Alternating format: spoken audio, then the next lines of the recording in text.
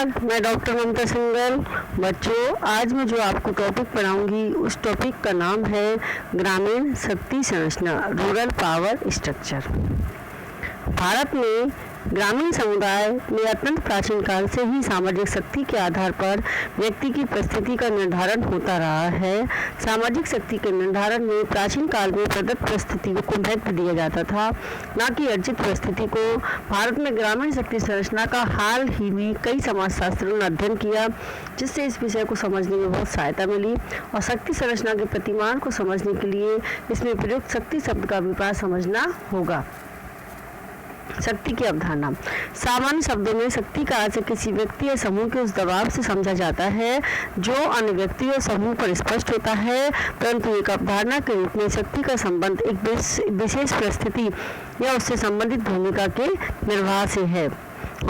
Max weber के अनुसार सामान्यतः एक व्यक्ति अथवा अनेक व्यक्तियों द्वारा इच्छाओं को दूसरे पर क्रियान्वित करने अथवा दूसरे व्यक्ति द्वारा विरोध करने पर उसके विरोध करने पर भी उसे पूर्ण करने की स्थिति को शक्ति कहते हैं। उपरोक्त परिभाषा से स्पष्ट है कि शक्ति किसी व्यक्ति या समूह में निहित ऐसी क्षमता से है जिसके द्वारा शक्ति को धारण करने वाले व्यक्ति या समूह दूसरे की इच्छा न होते हुए भी उन्हें अपनी इच्छा के अनुसार व्यवहार को करने को बाध्य करता है और सभी निर्णय अपने ही पक्ष में करा लेने में सफल हो जाता है।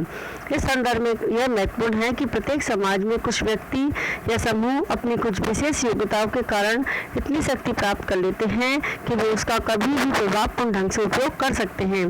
समाज में प्रभाव का यह प्रतिमान एक ऐसे तंत्र अथवा व्यवस्था का निर्माण करता है जो किसी विशेष विषय में से संबंधित निर्णय लेने वाले व्यक्तियों और समूह की परस्पर संबद्धता को व्यक्त करता है। शक्ति के दो रूप है। समाज में शक्ति दो रूपों में देखी जा सकती है। प्रथम सत्ता, दूसरी प्रभाव। सत्ता औपचारिक शक्ति होती है जो एक व्यक्ति को पद धारण करने के कारण प्राप्त होती है, जबकि प्रभाव से अनौपचारिक सत्ता का आभास होता है।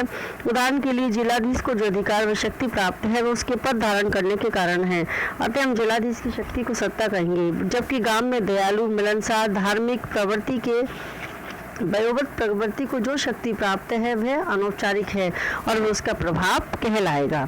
शक्ति संरचना। ग्रामीण समाज में प्रभाव का प्रतिमान संपूर्ण शक्ति संरचना नेतृत्व के रूप में देखा जा सकता है। समाज में कुछ लोग अथवा समूह ऐसे होते हैं जिनमें कुछ गुणों एवं क्षमताओं के कारण ऐसी योग्यताएं होती है कि वे इसका उपयोग विशेष परिस्थितियों में कर सकते हैं। समाज में प्रभाव का प्रतिमान एक संरचना का निर्माण करता है जो निर्णय लेने की व्यक्ति और समूह में परस्पर सम्मत करता है। जो व्यक्ति या समूह औपचारिक अनौपचारिक रूप से समाज में प्रभाव रखते हैं वे समाज में शक्ति संरचना का निर्माण करते हैं। शक्ति संरचना के प्रमुख स्वरूप है जैसे अभिजात वर्ग की शक्ति, संगठित वर्ग की समूह की शक्ति, असंगठित लोगों की शक्ति और कानून की शक्ति।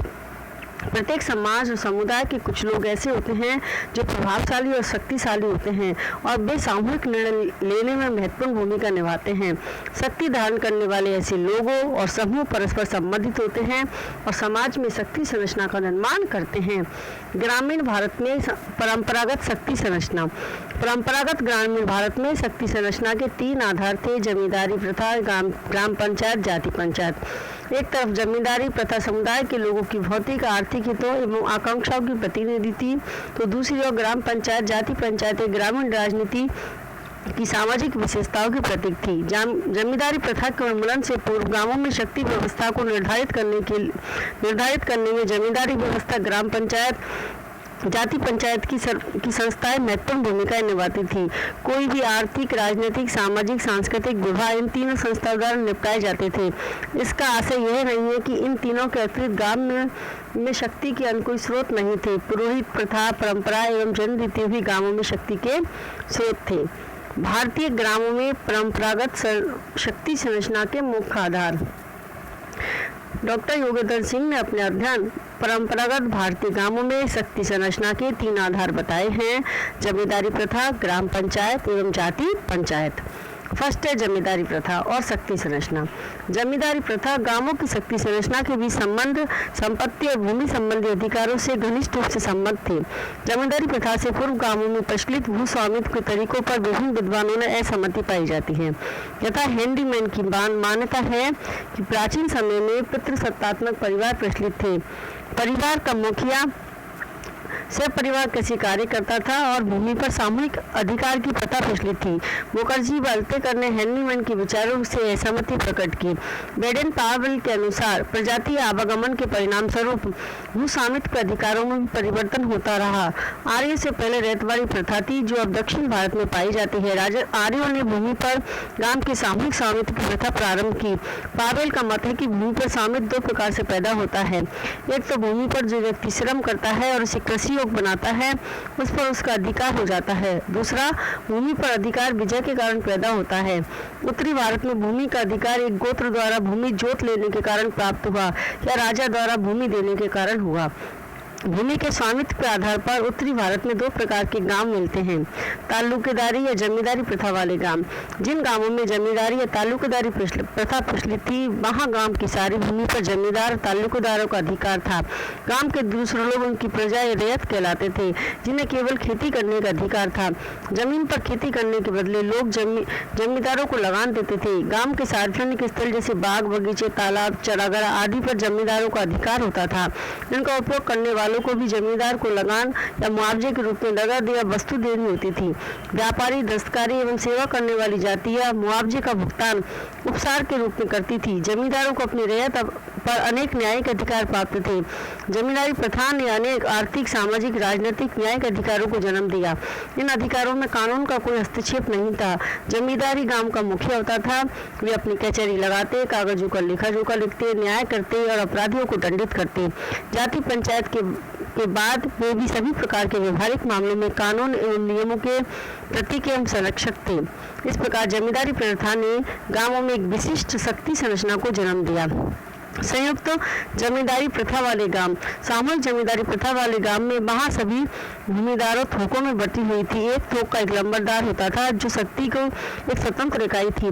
गांव के किसान, सेवा करने वाली जातियां एवं व्यापारी भी थोक के अनुसार बटे होते थे। उन पर थोक की ही सत्ता होती थी। इस प्रकार संयुक्त जमींदारी वाले गांव में शक्ति की एक और अधिक इकाइयां होती थी और इन इकाइयों में जमींदारों से संबंधित कई अधिकार थे, जैसे भूमि लगान व मकान के टैक्स की वसूली करते थे। वे अपने चरागाह भूमि को विवाह, मृत्यु और जन्म के समय जनता में बांटते और अपनी जनता की विभिन्न जाति पंचायतों के प्रति सुनवाई करते।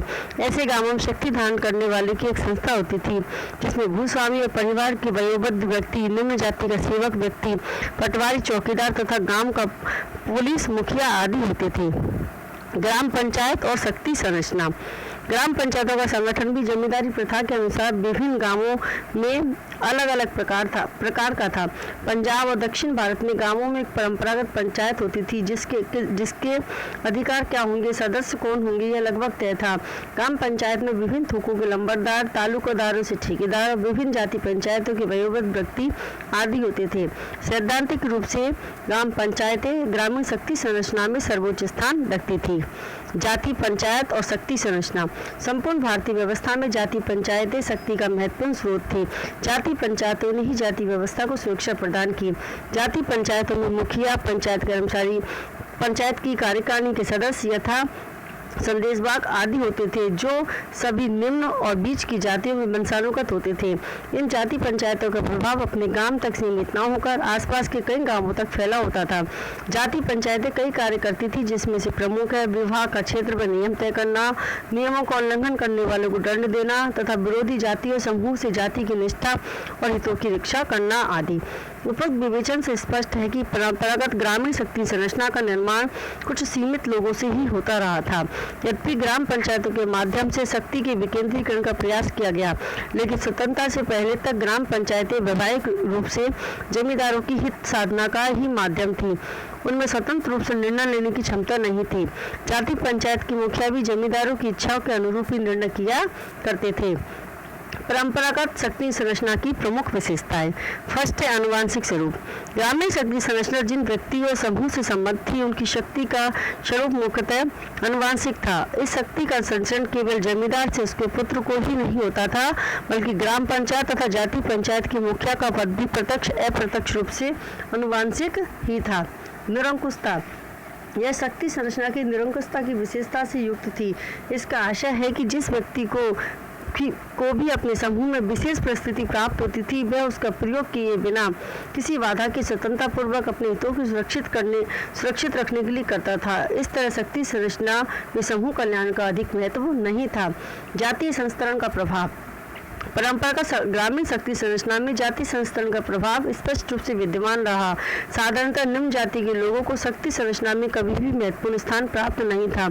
जमींदारों तथा ग्राम पंचायतों में निहित शक्तियों का प्रयोग भी उच्च जाति के सदस्यों के व्यक्तिगत हित में ध्यान में लिए किया जाता था। भूस्वामित्व और परिवार की प्रतिष्ठा का प्रभाव। परंपरागत ग्रामीण व्यवस्था में छोटे जमींदारों की अपेक्षा बड़ी जमींदारों की शक्ति अधिक थी तथा ग्राम पंचायत का मुखिया भी सामान्यतः बड़ी भूमि का स्वामी होने के साथ किसी प्रतिष्ठित परिवार से संबद्ध होता था। इससे स्पष्ट है कि उस समय व्यक्तिगत शक्ति के निर्धारण में भी भूस्वामित्व और परिवार की प्रतिष्ठा का विशेष प्रभाव था। स्थानीय स्वरूप। प्रत्येक ग्राम शक्ति की एक पृथक इकाई के रूप में ही कार्य करता था। जमींदार, ग्राम पंचायत, जाति पंचायत की शक्ति भी एक स्थानीय क्षेत्र से संबद्ध थी। इससे स्पष्ट है कि शक्ति संरचना का स्वरूप मुख्यतः स्थानीय था। सामाजिक संरचना का आधार। ग्रामीण शक्ति संरचना बहुत समय तक सामाजिक संरचना का आधार रही है। जिस व्यक्ति के समूह में ग्राम की शक्ति निहित थी, उसी के निर्देशों के आधार पर जातिगत, व्यावसायिक व धार्मिक व्यवहारों का निर्धारण किया जाता था। सत्ता को प्रभाव की अपेक्षा अधिक महत्व।